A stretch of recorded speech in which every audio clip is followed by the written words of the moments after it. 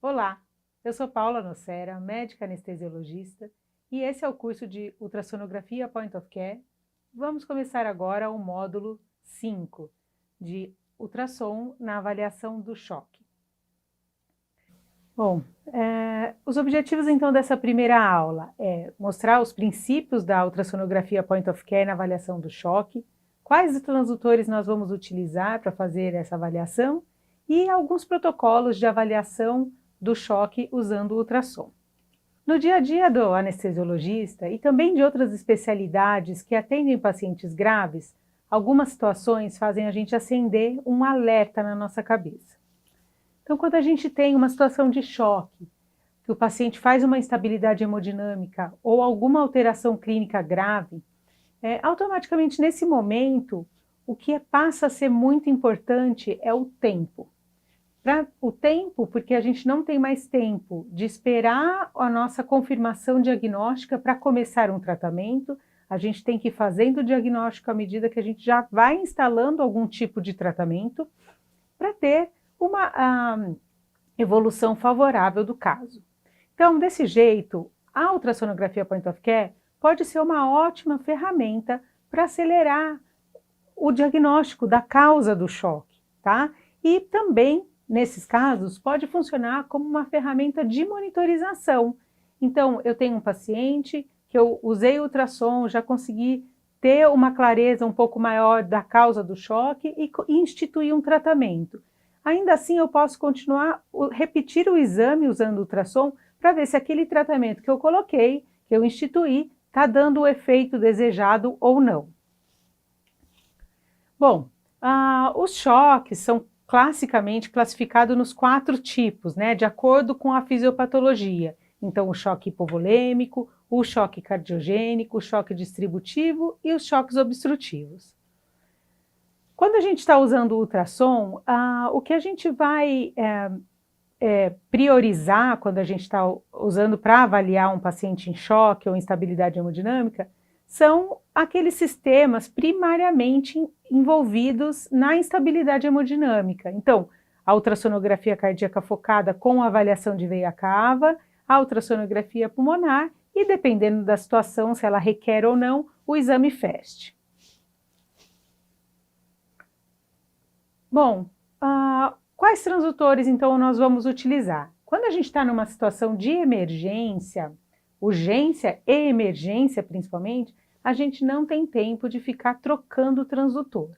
Então, para fazer a avaliação global, digamos, do paciente, né, que está ali em instabilidade hemodinâmica, a gente precisa usar algum transdutor que consiga avaliar estruturas profundas. Então, ou o transdutor curvo ou o transdutor setorial cardíaco, tá bom? Eu posso trocar? Eu faço o FAST com o curvo e daí eu quero fazer a parte do ecocardio com o cardíaco? Se o tempo permitir, sim. Se é uma situação de emergência, normalmente a gente não faz essa troca. Com um único transdutor a gente faz a avaliação inteira, tá?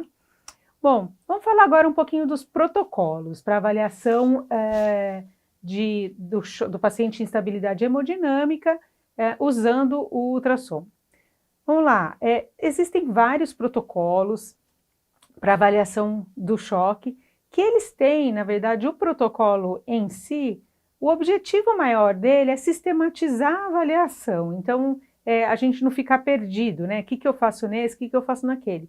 Mas como eu já falei também no módulo de pulmonar, que também tem alguns protocolos para avaliar, em algumas outras situações durante esse curso, uma vez que a gente entende o que a gente está fazendo com o ultrassom, o que eu espero encontrar, o que eu vou fazer isso de integração com o contexto clínico, no raciocínio clínico e tudo mais, o protocolo em si, ele tem uma importância mais secundária. A importância dele, que eu vejo, é mais para a gente sistematizar e ficar organizado o nosso atendimento, para, digamos assim, a gente não esquecer nada, do que de fato para a gente ficar decorando o passo a passo de cada protocolo. Bom, O protocolo FATE, ele é um protocolo bastante conhecido, ele foi publicado em 2004 e ele foi feito, então, avaliando 233 pacientes que estavam internados em UTI e faziam instabilidade hemodinâmica. Esses pacientes foram avaliados da parte cardíaca com ecocardio transesofágico, então, eram pacientes que estavam entubados em ventilação mecânica, tá? Do resultado interessante que eles obtiveram pelo protocolo foi que em 24% dos casos que eles observaram também o paciente com o ultrassom, eles conseguiram informações que foram decisivas para a conduta deles. Em 37% foram informações complementares, então sem o ultrassom eles não teriam essa informação.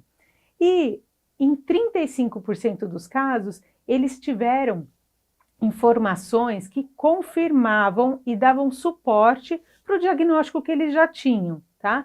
Então, assim, o impacto para dar segurança para a condução desses casos é muito grande quando a gente adiciona o ultrassom no nosso exame físico, tá bom?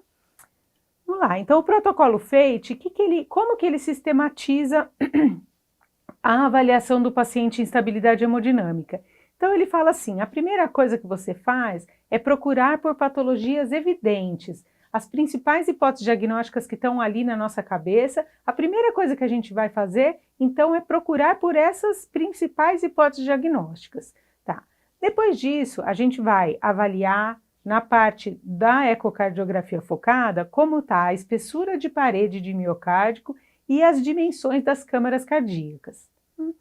Depois a gente vai fazer uma avaliação da função ventricular, tanto de ventrículo esquerdo quanto de ventrículo direito. Essa avaliação pode ser qualitativa, não precisa ser quantitativa, lembrando que o Point of Care, por essência, ele é uma avaliação qualitativa, na maioria dos casos. Numa situação de emergência, de fato, a gente não vai perder tempo fazendo medidas de função e nada disso, vai ser uma avaliação qualitativa. Bom, depois de fazer essa avaliação cardíaca primária, a gente vai fazer a avaliação pulmonar, avaliar como estão as pleuras, né, procurando, se for o caso, uma das hipóteses, uma das possibilidades, pneumotórax, alguma coisa nesse sentido. E daí depois, então, com essas informações, a gente integra todo o achado que a gente teve, os achados do ultrassom ali que a gente teve, a gente integra isso ao contexto clínico para fazer nosso raciocínio clínico e ter a nossa tomada de decisão. E, a partir de então, a gente pode fazer outras avaliações usando ultrassom, se isso for necessário. Por exemplo, se em todo esse processo a gente viu que se trata de um choque hipovolêmico e ele tem algum motivo para ter sangrado, um pós-operatório, não sei, a gente pode fazer o FAST, por exemplo, tá bom? Então, assim, a gente continua. Não é engessado, o protocolo ele não serve para, ele é muito ruim se a gente pega ele para engessar a nossa avaliação, tá bom? O protocolo ACES, então, o protocolo ACES, ele foi publicado em 2009 e ele também serve, como todo protocolo, para sistematizar a avaliação do paciente hipotenso. Esse trabalho foi feito em pacientes no pronto-socorro, então na unidade de emergência, tá? Não foi em UTI, como foi o FATE. E aí, no ACES, ele propõe que se avaliem 6 janelas, né? 6 itens, então, as janelas cardíacas, o FAST, a ultrassonografia pulmonar e a cava, e como é um contexto de pronto-socorro, a gente acaba sempre sendo muito importante a avaliação de aorta abdominal, pelo risco de ser um aneurisma de aorta roto, né, dissecado, a causa da hipovolemia e da instabilidade hemodinâmica. Bom, o protocolo Rush talvez seja o protocolo mais conhecido quando a gente fala de avaliação de instabilidade hemodinâmica usando a ultrassonografia Point of Care. Então, o protocolo Rush, a primeira publicação dele foi em 2010 e em 2012 ele teve uma revisão desse protocolo. Tá? E como que é o protocolo Rush? Então, ele propõe que a gente sequencie, ele está sistematizando o exame, como todos os protocolos. Então, vamos lá, para a gente ter uma ordem, uma sequência lógica, para a gente não perder nada. Então, eu tenho lá um paciente hipotenso, instabilidade hemodinâmica. Então ele fala para a gente fazer 3 passos. O primeiro passo é avaliar a bomba, ou seja, o coração. A gente vai observar o coração procurando se tem algum derrame pericárdico com tamponamento, por alterações de contratilidade, dimensões de câmeras, tudo que se relaciona à bomba, ao coração. O segundo passo, então, a gente vai avaliar o tanque, ele chama de tanque, ou seja, como que está o status volêmico daquele paciente. Então a gente vai avaliar a cava, a gente vai avaliar se não vazou do tanque, né? Se o FAST é positivo, se tem algum motivo para o tanque está vazio, né? Se for um choque hipovolêmico, por exemplo. E o terceiro passo dele é avaliar os tubos, os canos, tá? Que pipes em inglês. Então, é avaliar como que tá os vasos, no caso.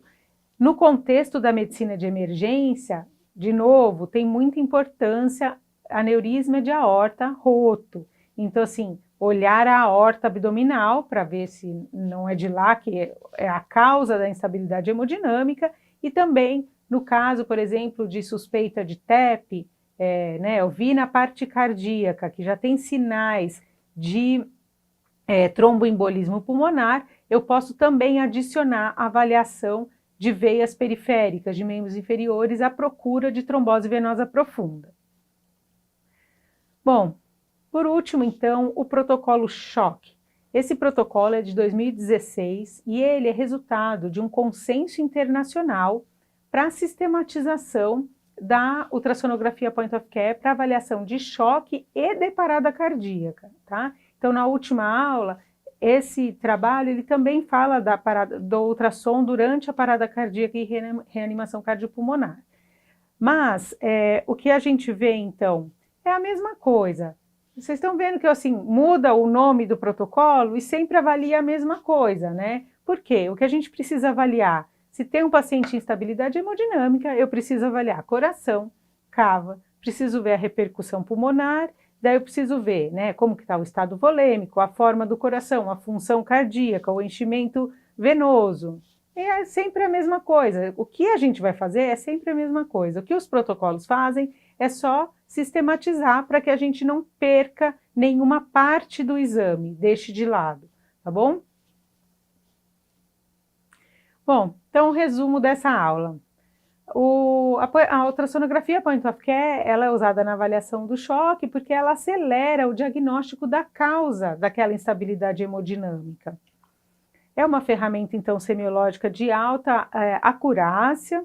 O transdutor que a gente vai usar nessas situações são transdutores que conseguem ver estruturas mais profundas, então ou o transdutor curvilíneo ou setorial cardíaco, e os protocolos, eles têm como objetivo primário sistematizar a avaliação e não tem a intenção de engessar a nossa avaliação, tá bom? Obrigada e até a próxima.